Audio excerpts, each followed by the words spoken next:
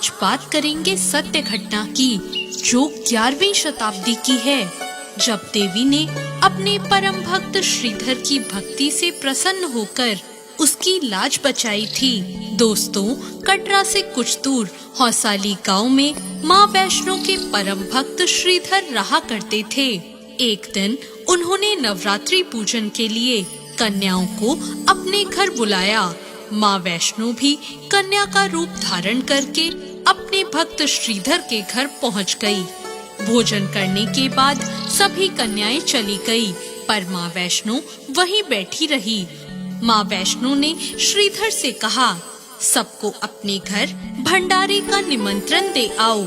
श्रीधर ने उस दिव्य कन्या की बात मान ली और आसपास के गांव में जाकर भंडारे का संदेश पहुंचा दिया। वहां से लौटकर आते समय गुरु गोरखनाथ और उनके शिष्य बाबा भैरवनाथ जी और उनके शिष्यों को भी भंडारे का निमंत्रण दे दिया गया। इसके बाद श्रीधर के घर में सभी गांव वाले आए और भोजन के लिए जमा हो गए, और तभी कन्या रूपी माँ वैष्णो देवी एक विचित्र पात्र से सबको भोजन परोसने लगी। जब माँ वैष्णो देवी भोजन परोसते हुए बाबा भैरवनाथ के पास गई, तब बाबा भैरवनाथ ने कहा, मैं तो मांस खाऊंगा और मदिरा पान करूंगा। तब कन्या रूपी माता वैष्णो देवी ने उसे समझाया कि ये ब्राह्मण का घर है और यहाँ मांस नहीं परोसा जाता। किंतु बाबा भैरवनाथ जानबूझकर अपनी बात पर अड़ा रहा। जब भैरवनाथ जी ने उस कन्या को पकड़ना चाहा, तो माँ ने उसकी कपट को जान लिया और माता उससे अपना हाथ छुड़ाकर हवा की तेज गति से वहाँ से भाग गई। भैरवनाथ भी उनके पीछे गया। माना जाता है कि उस समय माँ की रक्षा के लिए हनुमान जी भी मौजूद थे। इस दौरान माता ने एक गुफा में प्रवेश करके 9 महीने तक तपस्या करी।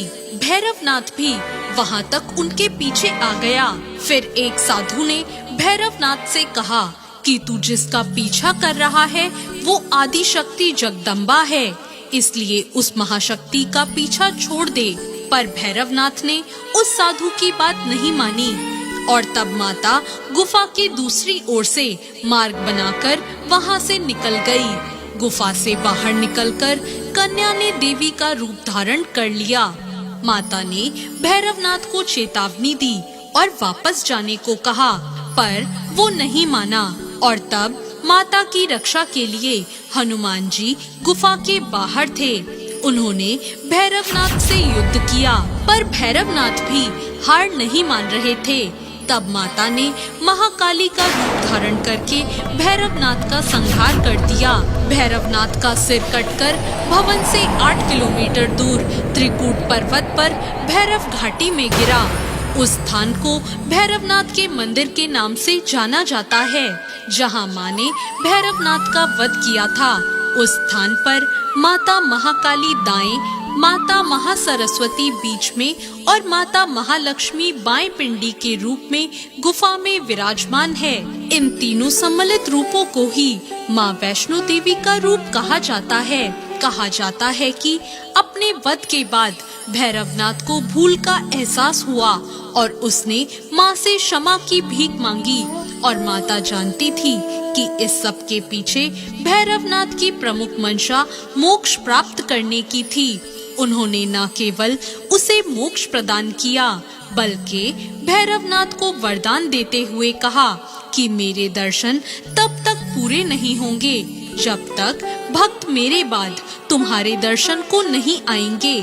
आज भी लोग माँ वैष्णो के दर्शन के बाद भैरवनाथ के दर्शन जरूर करते हैं। दोस्तों, जब ये सब हो रहा था तो इस सब के बीच श्रीधर बेचैन हो गए और वे त्रिकूट पर्वत की ओर बढ़े और उन्होंने वहां पहुंचकर पिंडियों की पूजा की और उसे अपनी दिनचर्या बना लिया। देवी उनकी पूजा से प्रसन्न हुई और उनके सामने प्रकट होकर उन्हें आशीर्वाद दिया। तब से श्रीधर के वंशज आज भी वहां माता वैष्णो देवी की पूजा करते आ रहे हैं। दोस्तों, ये थी माता वैष्णो देवी की उत्पत्ति की कहानी। आपको ये कहानी कैसी लगी कमेंट बॉक्स में जरूर बताएं। साथ ही वीडियो को लाइक करें और हमारे चैनल को सब्सक्राइब करें। धन्यवाद।